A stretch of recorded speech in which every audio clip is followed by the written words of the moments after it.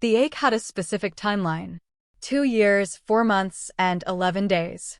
Alara knew this with the kind of useless, painful precision one reserved for counting the cracks in a ceiling while waiting for sleep that would not come.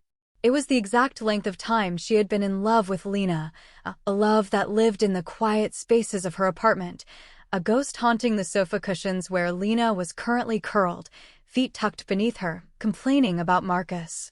"He just doesn't listen," Lena said, her voice a familiar melody of frustration.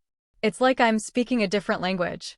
I'll tell him something that's important to me, something that's really weighing on my mind, and he'll just nod and say, 'That sucks, babe,' and then ask what's for dinner." Alara made a sympathetic noise, a perfectly calibrated sound of friendly support that cost her a sliver of her soul each time she produced it. A knife, familiar and sharp, twisted gently in her ribs. It was the price of admission to Lena's world, to be the confidant, the sounding board, the safe harbor where Lena could dock her emotionally battered ship before sailing back out to Marcus. "He's not a bad guy," Lena amended, a frown creasing the space between her brows. Alara watched the tiny movement, mesmerized. She knew the landscape of Lena's face better than any map she had ever studied.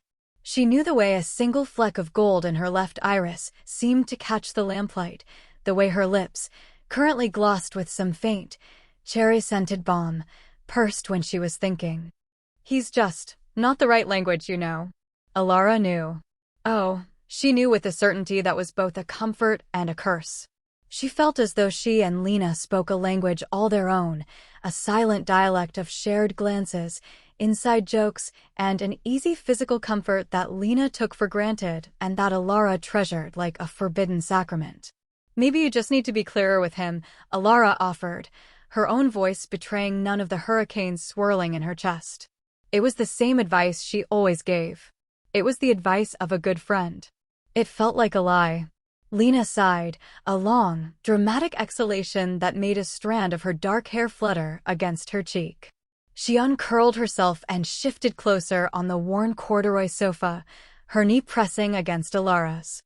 The point of contact was a supernova, a quiet, contained explosion of heat that radiated up Alara's thigh and straight to her heart, which hammered against her ribs in a frantic, desperate rhythm. Lena, of course, noticed nothing. For her, it was just proximity. For Alara, it was everything. This was their stasis. A carefully constructed equilibrium of friendship and hidden longing, a fragile peace treaty Alara had signed with her own heart. She would take these moments, the shared pizza on a Friday night, the scent of vanilla and lavender that clung to Lena's sweater, the casual, devastating weight of her knee, and she would call it enough. It had to be enough. Because the alternative, the truth, was a chasm she was too terrified to even approach. The friendship was too precious to risk, a delicate glass sculpture she held with trembling hands. To confess her feelings would be to shatter it, and she could not bear the thought of the silence that would follow. So she sat there, a ghost in her own life, and nodded as Lena continued to speak of a man who would never understand the beautiful, complex language of her soul. The shift, when it came, was not a violent earthquake, but a subtle tremor, a single moment that tilted the world on its axis. They were watching a movie, a critically acclaimed romance about two women in the 1950s. It was Alara's choice, a small, selfish indulgence she allowed herself, to see a fraction of her own hidden world reflected on the screen. Lena was quiet beside her, her head resting on a pillow, her eyes fixed on the television. During a particularly tender scene, where one woman gently brushed the other's hair away from her face, Lena made a soft, thoughtful sound.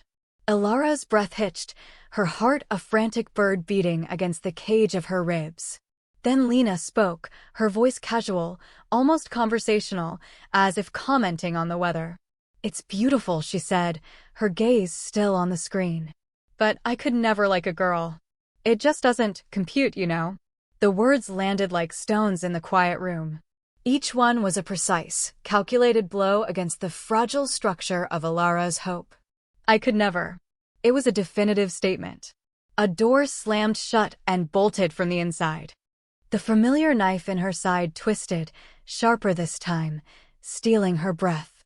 She knew she had to respond, to say something, anything, to maintain the carefully crafted illusion of platonic friendship. She summoned a smile from some deep, hollow place within her. It was a small, brittle thing, a masterpiece of self-preservation that felt like it might crack her face in two. "Well, more for the rest of us," then she managed, her voice impossibly light. And that was when it happened. Lena finally tore her eyes from the screen and looked at her.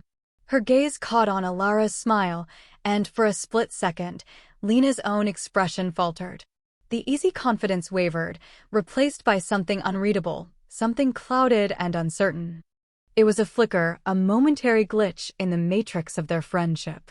Then, as if the smile had burned her, Lena's eyes darted away, fixing on a meaningless spot on the far wall. She did not look back. The room was suddenly too small, the air too thick to breathe. The movie played on, its soundtrack a muted drone beneath the roaring in Alara's ears. Lena had looked away. She had seen Alara's pained, forced smile, and instead of the casual acceptance Alara had expected, she had seen something else. Something that made her flinch. The stasis was broken. A line had been crossed, though Alara had no idea what lay on the other side. She only knew that the ground beneath her feet was no longer solid. In the days that followed, the atmosphere between them was charged, humming with an unspoken tension that had never existed before. Lena was quieter, more watchful. The easy, thoughtless physical contact became hesitant. A hand that might have once rested casually on Alara's arm now hovered for a moment before retreating.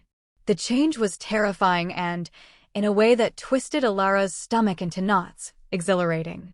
The questions started a few nights later. They were curled on opposite ends of the sofa, a respectable, newly discovered distance between them. "Alara." Lena's voice was soft in the dim light. "Can I ask you something personal?" Alara's heart did a slow, painful flip. "Of course. How did you know?"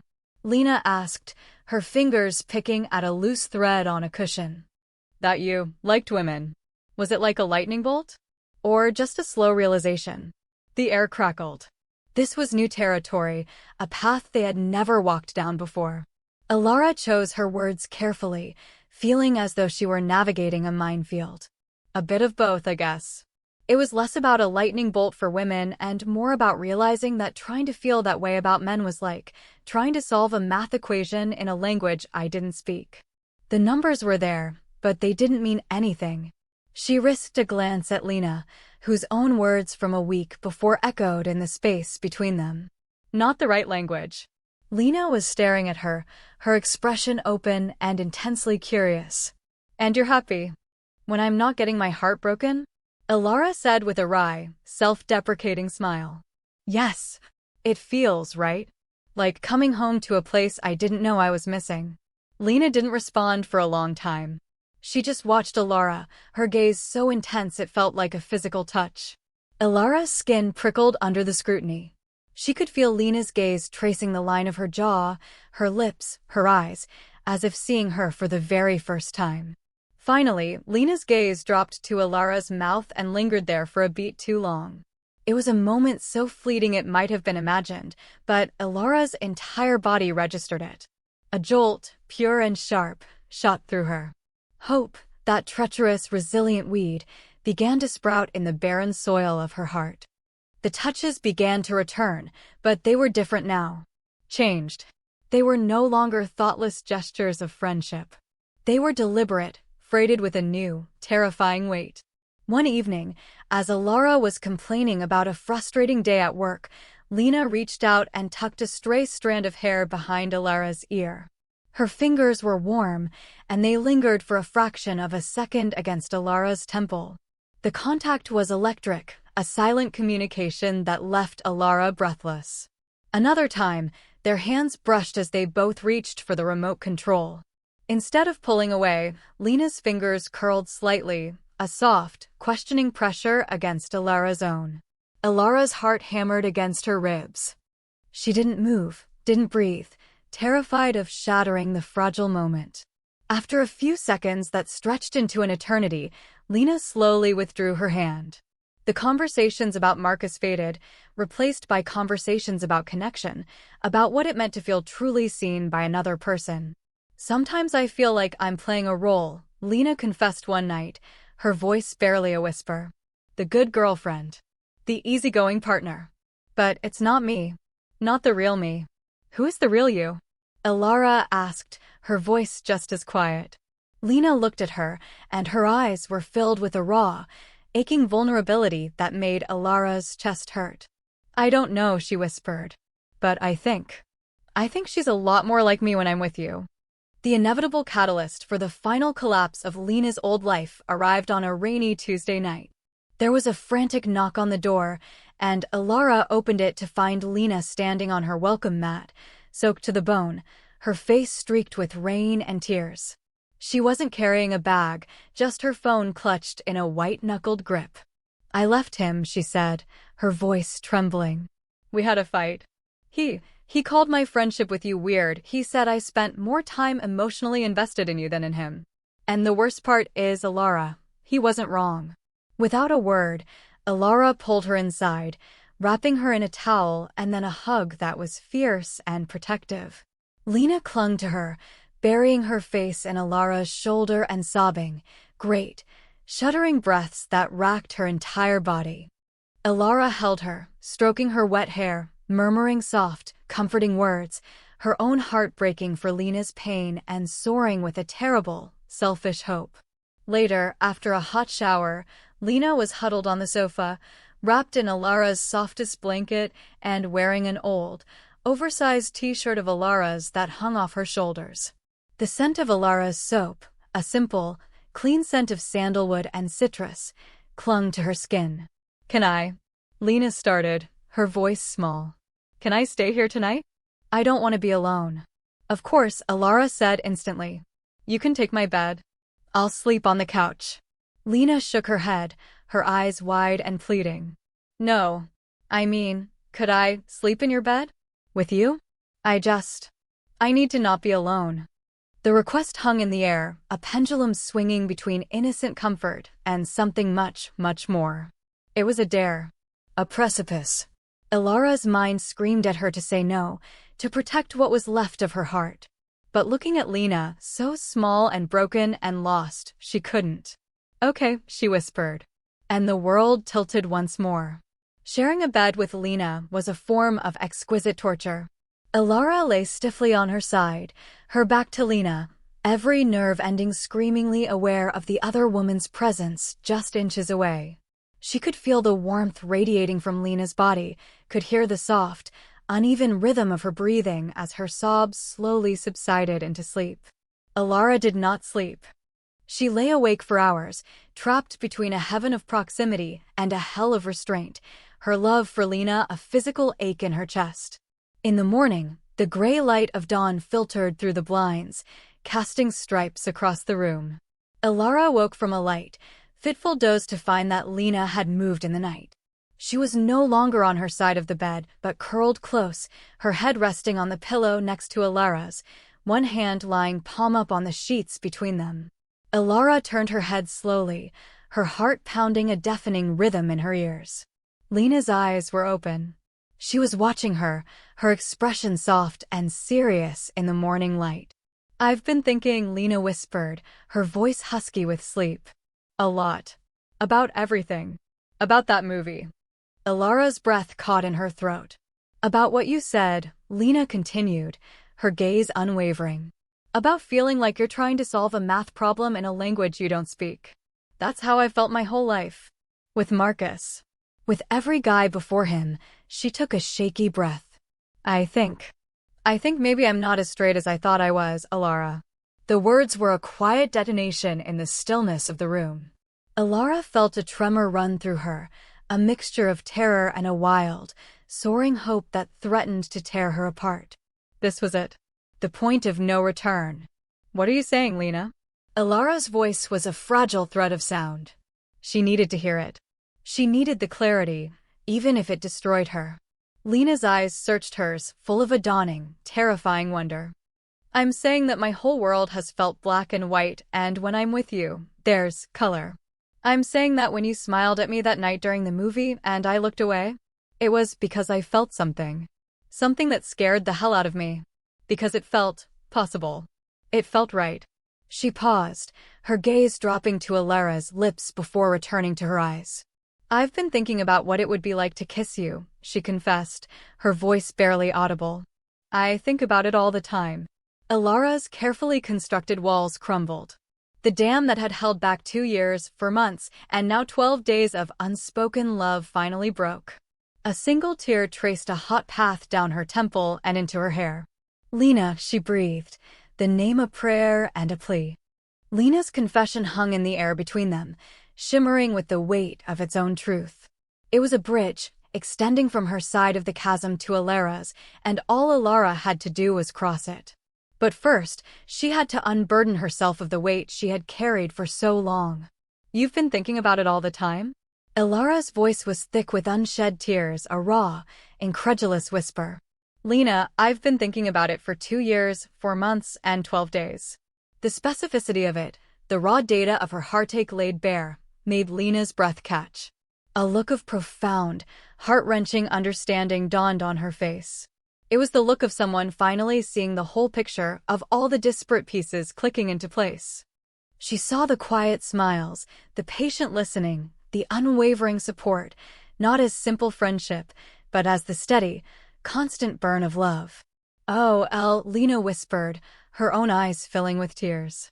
All this time, Alara could only nod, a wave of emotion so powerful it stole her ability to speak. The fear, the longing, the pain, the hope, it all crusted within her at once. Slowly, cautiously, Lena moved closer, her movements hesitant, as if she were approaching a frightened animal. She lifted a hand and gently, so gently, cupped Alara's cheek. Her thumb stroked away the single tear that had escaped. The touch was not electric this time, it was grounding. It was an anchor in the storm that was raging inside Alara. Can I? Lena asked, her voice trembling. It was not a question about kissing. It was a question about everything. Can I enter this world with you? Can we be this? Can I try to be the person who deserves this kind of love? Alara's answer was not a word, but a slight, desperate lean into Lena's touch. It was all the permission Lena needed. She closed the small distance between them, and her lips met Alara's. The first touch was impossibly soft, tentative, a question mark pressed against Alara's mouth. It was just a brush, chaste and searching, full of all the fear and uncertainty they both felt. Alara's lips parted on a shuddering breath, and in that moment, the hesitation melted away. The kiss deepened. It was no longer a question, but an answer. A resounding, irrefutable yes. It was clumsy and tear-salted and perfect. It was the taste of Lena's cherry chapstick from the night before and the clean scent of Alara's soap. It was Lena's other hand coming up to tangle in Alara's hair at the nape of her neck, pulling her closer, and it was Alara's arms wrapping around Lena's waist, holding on as if she were the only solid thing in a world that had dissolved into pure feeling.